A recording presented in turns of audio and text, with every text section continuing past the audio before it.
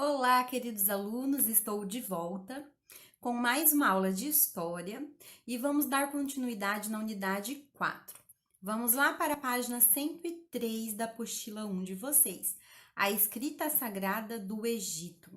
Eu estarei fazendo a leitura aqui na minha apostila e você pode acompanhar aí no vídeo ou também na sua apostila que você tem em mãos.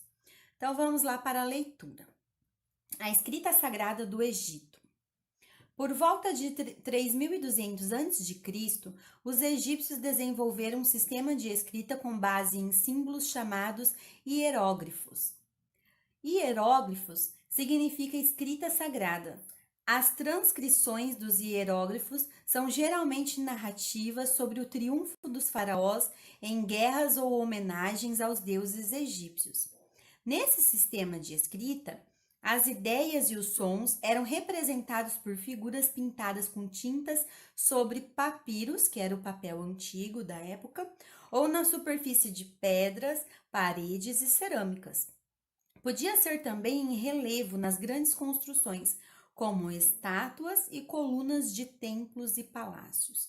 Então, aqui nós temos a imagem, né, são imagens, né, da escrita em hieróglifos.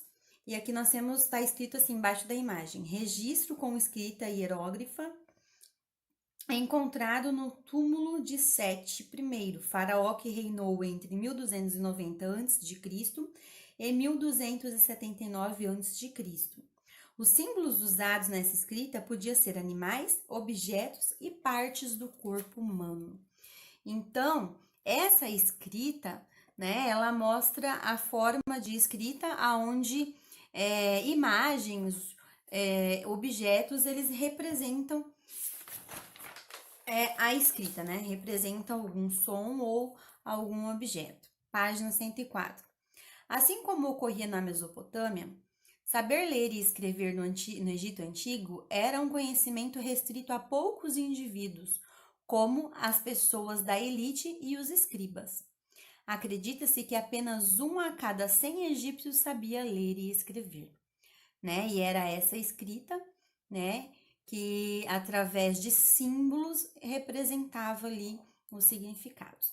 Para se tornar um escriba, os alunos concluíam vários anos de aprendizado em uma escola. O uso do papiro tornava as atividades de ler e escrever mais fáceis, pois o papiro era fino, leve e flexível. Dessa forma, seu manuseio e sua armazenagem nem se comparava com as tábuas de argila da Mesopotâmia. O papiro é o primeiro tipo de papel a ser feito, né? Foi a descoberta que deu início aos papéis. E era feita com uma planta, que tinha esse nome também, papyrus. Aqui tem uma estátua de 2350 a.C., representando um escriba egípcio, que foi encontrada em Saqqara, no Egito.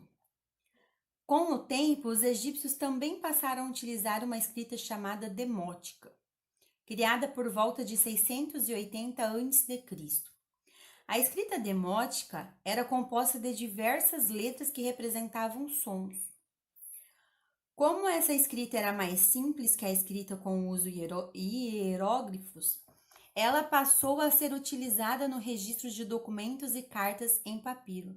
Então, essa escrita demótica foi quando começou, então, a utilizar letras que representavam sons, como é hoje, né? São letras que representam sons. A junção das letras formam sílabas e a junção das sílabas formam as palavras, né?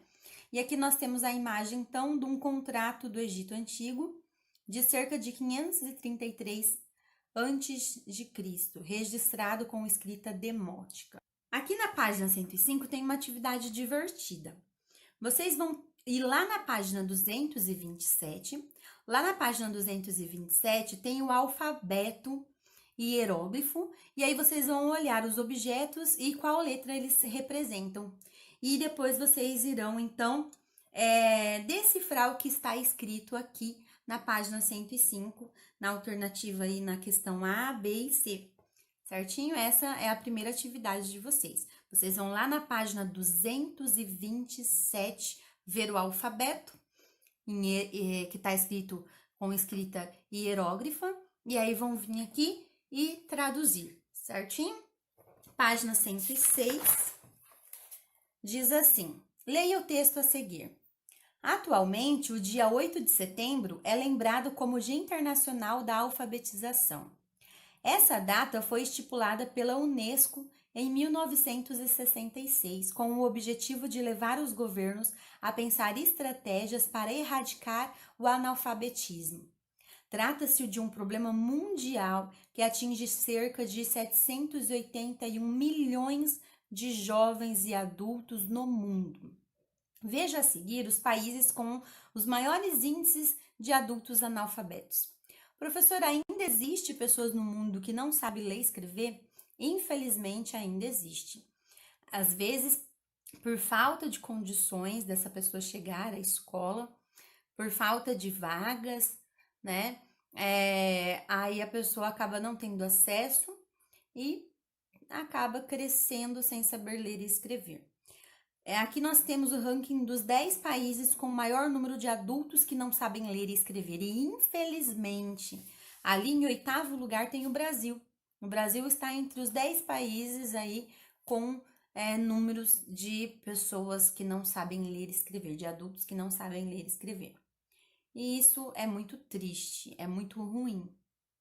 E aí, com base nas informações deste gráfico, vocês irão refletir, né? Podem aí conversar com seus familiares e estarão respondendo a questão A, B e C, que está na página 107, tá bom? Prestem bastante atenção aí no gráfico para que vocês possam estar respondendo. A letra A diz assim: na antiguidade, apenas uma pequena parcela da população dominava a escrita. E hoje? O que o texto e os dados do gráfico desta página revelam? Né? Infelizmente, revela que hoje ainda existem analfabetos.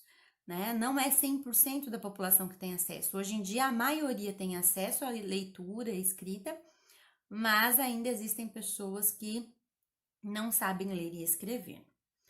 E aqui a B, ela é pessoal, é em sua opinião. Qual é a principal razão para que ainda hoje crianças em diferentes partes do mundo cheguem à idade adulta sem saber ler e escrever? E a C, de acordo com o gráfico, a posição do Brasil é boa ou ruim? Eu acabei de falar minha opinião sobre isso, né? E aí vocês estarão escrevendo. O bom seria se o Brasil nem aparecesse entre os 10 países. O alfabeto fenício. Vamos ler agora o alfabeto fenício, que está aqui na página 107. Olha, eu acabei lendo a B e a C e não passei a página aqui, né, para vocês lerem. Mas vocês também estão com a apostila na mão, né? O alfabeto fenício. Os fenícios, povo que se desenvolveu na Fenícia, território próximo ao mar Mediterrâneo, foram os primeiros a transformar o sistema de escrita com sinais gráficos que eram usados na Mesopotâmia e no Egito em um sistema mais simplificado, o alfabeto fonético. As mais antigas inscrições em alfabeto fonético datam de 1300 a.C. e indicam que ele tinha 22 sinais que representavam consoantes. Olha só, aqui a gente já consegue ver algumas diferenças do alfabeto fenício com o nosso, né? O nosso alfabeto também um alfabeto fonético, onde letras representam sons, né? Isso é uma semelhança entre eles. Só que o alfabeto fenício, aqui diz que ele tinha 22 sinais e os 22 eram consoantes. No nosso alfabeto não é assim, né? No nosso alfabeto, nós temos vogais, o que não tem no alfabeto fenício, né? Essa é uma diferença. E no nosso alfabeto nós temos 21 consoantes, e o alfabeto fenício possuía 22 consoantes, né? Então, aqui nós temos algumas diferenças. Essa foi a grande inovação do alfabeto fenício, pois os sinais deixaram de representar um objeto ou um animal, por exemplo, passando a representar sons. E aqui nós temos a imagem de um fragmento de um manuscrito fenício, que vocês podem ver aí na página 107 da apostila de vocês. Além disso, o alfabeto fenício serviu como base para outros povos simplificarem seus próprios sistemas de escrita. Isso foi possível porque os fenícios eram mercadores, navegadores e, ao percorrerem vastas regiões do mundo levando e buscando mercadorias, a escrita fenícia foi adotada e adaptada por diferentes povos. Os gregos, por exemplo, acrescentaram as vogais às escritas fenícias, criando assim a escrita alfabética, que é a nossa, né? Em que cada sinal também representa um som. Os romanos, por sua vez, adotaram o alfabeto grego e deram origem ao alfabeto latino, né? Então, nós temos uma escrita alfabética, né? Através do alfabeto. Então, com isso que nós acabamos de falar, vocês irão responder a 3 e a 4 também, e hoje nós vamos ficar por aqui. A 3 diz assim: quando e como surgiu o alfabeto fenício?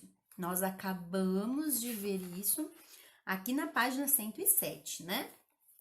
E a 4 é para vocês colocarem as semelhanças e diferenças do nosso alfabeto para o alfabeto fenício, né? Quantas letras tem no nosso alfabeto? Nós vimos que no alfabeto fenício tem 22 letras, né? 22 sinais. E quantas letras tem no nosso? O nosso tem 26, né? Então, bem interessante aí, né? Vocês colocarem as semelhanças e também as diferenças, certinho? Vamos ficar por aqui. Um beijo da prof. E até a nossa próxima aula. Tchau, tchau!